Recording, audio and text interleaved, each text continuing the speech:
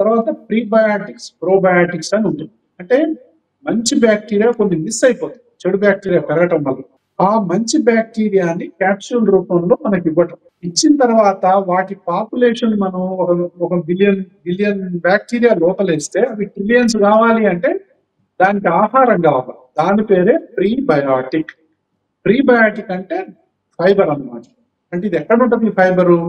ఉల్లిగడ్డల్లో, ఎల్లిపాయల్లో, బనానాలో, తర్వాత కంపుడు బియ్యం ఫైబర్లో, గంజిలో, మన యొక్క ఫెర్మెంటెడ్ ఫుడ్స్ లో, వీటిల్లో ఈ బ్యాక్టీరియాలు ఉంటాయి.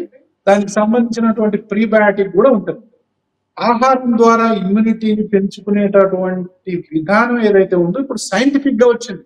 మనం అందాజా కాదు, సైంటిఫిక్ వచ్చింది కాబట్టి, సీయింగ్ ఇస్ బిలీవింగ్ కాబట్టి ఈ పరీక్ష ద్వారా మన ఇమ్యూనిటీని పెంచుకోవడం అనేది చాలా తేలిక.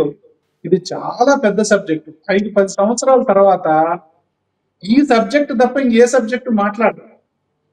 ఈ సబ్జెక్ట్ వచ్చిన తర్వాత అంటే మన పొట్టలోనే ఒక పెద్ద ఫార్మసీ ఉంది. మనం బయట ఫార్మసీ మీద ఆధారపడాల్సినటువంటి రోజులు పోతున్నాయి. మన లోపల ఉన్నటువంటి బ్యాక్టీరియానే పెద్ద ఫ్యాక్టరీ. అదే పెద్ద పెద్ద మందుల్ని తయారు చేస్తుంది. 30 కెమికల్స్ తయారు చేస్తున్నాయి ఆ బ్యాక్టీరియా.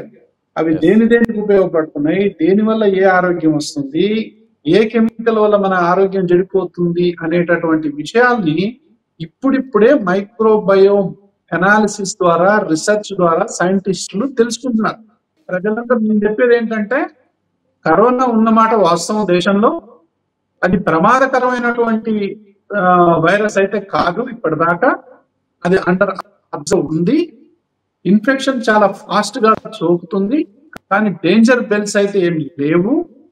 తర్వాత ఇట్ ఈస్ అండర్ అబ్జర్వేషన్ కాబట్టి WHO కానివ్వండి, ఇప్పుడు ఇంకా కొన్ని పెద్ద పెద్ద సంస్థలు ఏమి డిక్లేర్ చేస్తాయో మనం చూడాల్సినటువంటి అవసరం ఉంది. దాన్ని బట్టే మనం కోవిడ్ అప్రోప్రియేట్ కు సంబంధించినటువంటి చర్యల్ని ముమ్మరంగా తీసుకోవాల్సిన పరిస్థితి ఉండొచ్చు. అప్పటిదాకా విజిలెంట్ గా ఉండాలా, పానిక్ అవ్వద్దు అనేది మాత్రం నేను చెప్పగలుగుతాను.